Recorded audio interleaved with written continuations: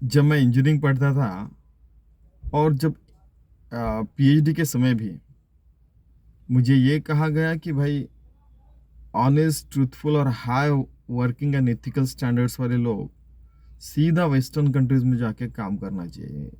आप अमेरिका जाओ, यूरोप में जाओ, कहीं भी जाओ, लेकिन भारत में नहीं रहना। हमारा जो गवर्निंग है उसको डिस्टर्ब मत करना, ऐसा मुंह पे बोला गया मेरे को। और तो क्या होता था कि थर्ड ईयर में हमें अमेरिका का इतिहास, यूरोप का इतिहास पूरा याद हो जाता था। और आपको तो पता है कि जैसे पूरी इनडायरेक्टली आईएएस की भी पूरी तैयारी हो जाती थी थर्ड ईयर इंजीनियरिंग में ही। जीआरई, टोफेल और सारी चीज़ें, आईएलटीएस, सब इसकी तैयारी हो जाती थी।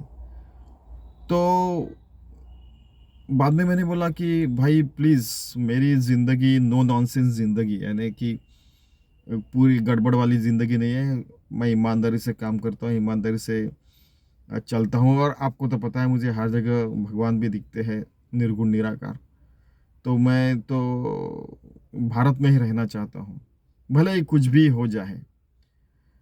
तो बोले अच्छा भारत में रहना है। कुछ लोगों ने इतना तक कहा है, इंजीनियरिंग में नहीं, उसके बाद में, कि आप भारत में रहेंगे, अच्छा पीएचडी करेंगे, तो आप अगर रिसर्च करेंगे तो हम लोग बोलेंगे कि आपका रिसर्च किसी एक ख्यालात में मिलते जुलते हैं, तो इसको हम बायस्ड कहेंगे। और अगर आप प्रॉपर्टी खरीदेंगे, कुछ भी पैसा कमाने जाएंगे, तो उसको डिस्प्यूटेड करा देंगे। यानी तभी से मुझे धमकी मिल रही है। यानी ये क्या है, ये कौन लोग हैं? और बात यह है कि उन्होंने इतना भी कहा कि हम पूरी दुनिया पे राज करते हैं। कोई भी राजा रहो, कोई भी प्रधानमंत्री, प्रेसिडेंट रहो, लेकिन हमारा एक ऐसा ग्रुप है कि जो हम दुनिया पे राज करते हैं।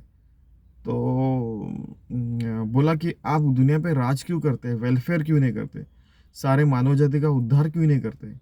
उस समय 121 है, 100 ये हो चुके थे आईएसएस, इंटरनेशनल स्पेस स्टेशन का, यानी जो अंतरिक्ष में जो ये है स्टेशन है सारी दुनिया का। तो वहाँ पे 100 से ज़्यादा, मुझे लगता है 121 या 122 ट्रिप्स हो चुकी थी, चैलेंजर और ये स्पेस शटल जो रहते हैं ना उनके। बोला अभी इतनी जानकारी है मानव जाति के पास कि हम लोग चंद्र मंगल के परे भी जा सकते हैं, तो उसके ऊपर आप ध्यान क्यों नहीं देते? और बोला कि आप शाश्वत विकास लक्ष्य जो आज कहा जाता है उसको एजेंडा 21 वगैरह हम लोग कहते थे उस समय, तो उसके ऊपर ध्यान क्यों नहीं देते आप? तो अगर सारी एनर्जी उसमें लगाएंगे, सारी दुनिया का भला करेंगे, तो अच्छा ही रहेगा। तो बोले हमको शांत पट्टी मत सिखाओ, ये सारी चीज़ें बोलने लगे वो लोग। और फिर बोला कि नहीं, मेरी ज़िंदगी शांत पट्टी सिखाने के लिए नहीं है, दुनिया की सेवा करने के लिए है। और मैं तो भगवान का सेवक हूँ, सारी मानव जाति का सेवक हूँ, ऐसे ही हूँ। तो बोले जा जा अपना काम कर, and all this things happen, ऐसा हो गया। मुझे एक समझ में नहीं आता है कि ये लोगों को क्यों नहीं समझता है कि कितना भी स्वार्थी रहा तो ये आदमी को अगर मुस्लिम क्रिश्चियन रहा तो 2 गज जमीन गाड़ने के लिए लगती है, और अगर हिंदू रहा या कुछ भी रहा तो उसको जला देते, उसकी एक मुट्ठी भर रक्षा हो जाती है वो आदमी के देह की। तो इतना ये सारा समय और एनर्जी क्यों बर्बाद करते हैं? कितना यानी अत्याचार करते हैं लोगों के ऊपर। इतने, मैं इतना तो निश्चित कह सकता हूँ कि इतना पैसा, टेक्नोलॉजी तो निश्चित मानव जाति के पास है कि ये सारी चीज़ें कर सके। और फिर भी नहीं करने, तो फिर कभी ना कभी इसका भुगतान तो झेलना ही पड़ेगा मानव जाति को। जैसे अभी पैंडेमिक आया था 2004 में, मैंने बोला था कि हम जैसे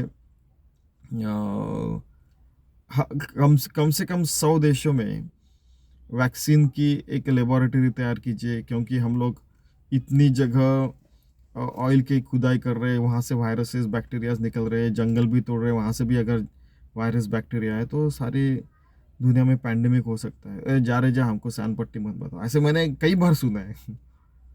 और इतना भी सुना है, अपने औकात में रहे। ठीक है, मुझे मेरी तो पता है, अभी पता नहीं इनको कब पता चलेगी।